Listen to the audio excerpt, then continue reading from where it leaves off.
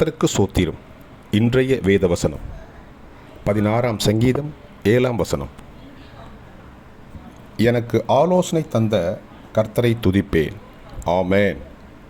ராக்காலங்களிலும் என் உள்ளந்திரியங்கள் என்னை உணர்த்தும்.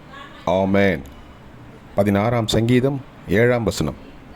எனக்கு ஆலோசனை தந்த கர்த்தரை துதிப்பேன். ராக்காலங்களிலும் என் உள்ளந்திரியங்கள் என்னை உணர்த்தும். ஆமேன். 16ஆம் சங்கீதம் 7ஆம் வசனம். கர்த்தர் உங்களை ஆசீர்வதிப்பாராக, உங்களோடு கூட இருப்பாராக. ஆமேன்.